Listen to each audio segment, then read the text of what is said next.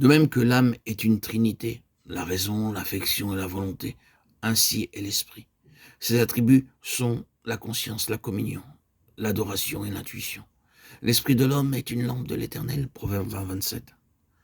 Quand les païens qui n'ont pas la loi font naturellement les choses que la loi commande, ces hommes qui n'ont pas la loi se tiennent lieu de loi eux-mêmes. Ils font voir que l'œuvre commandée par la loi est écrite dans leur cœur. Leur propre conscience en témoigne.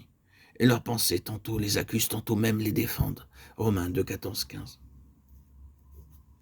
Lorsqu'Adam pécha, il ne le fit pas en résultat de ce qui lui semblait être un bon argument et une juste raison, un jugement sain de ce qui était bon et désirable. Mais aussitôt qu'il eut agi ainsi, il devint conscient d'une faculté qui était en lui, et qui se souleva et condamna son jugement, sa raison et son bon motif.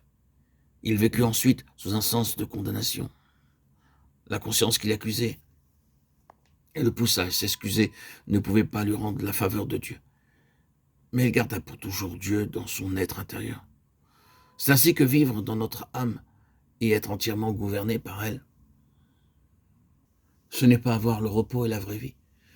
Il est possible de mettre si fortement notre volonté derrière notre raison, notre pensée, notre désir, ou d'abandonner notre volonté à nos émotions et à nos affections, que la voix de notre conscience en sera étouffée, et que nous n'aurons guère ou point de conflit intérieur.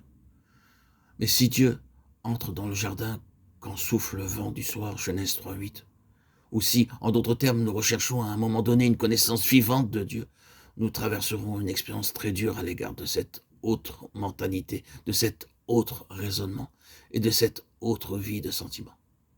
Mais nous ne disons pas que la conscience humaine soit infaillible et toujours juste. Elle ne l'est très certainement pas. Nous pouvons avoir un sens de ce qui est bon ou mauvais, qui soit entièrement faux et trompeur. Et Satan peut se jouer de notre conscience. Nous disons simplement ce qu'est la conscience en tant qu'attribut de l'esprit, pour que la conscience accomplisse tout le dessein voulu par Dieu pour elle dans sa relation avec Dieu. Non seulement garder l'homme conscient lorsqu'il sort de son propre chemin, la conscience doit, comme l'esprit tout entier, être renouvelée en Dieu et unie au Saint-Esprit. Christ est le modèle parfait de Dieu pour la conscience, et l'union avec Christ est la seule base de vie dans l'esprit. Jésus-Christ a été fait pour nous, de la part de Dieu, sagesse et justice, et sanctification et rédemption. 1 Corinthiens 1:30.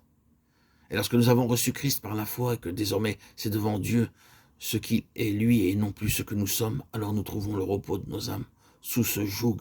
Matthieu 11:29. Car notre cœur est purifié des souillures d'une mauvaise conscience, Hébreux 10:22. Avec l'esprit humain tout entier, la conscience doit être vivifiée d'en haut, ressuscitée, éclairée, ajustée et réunie.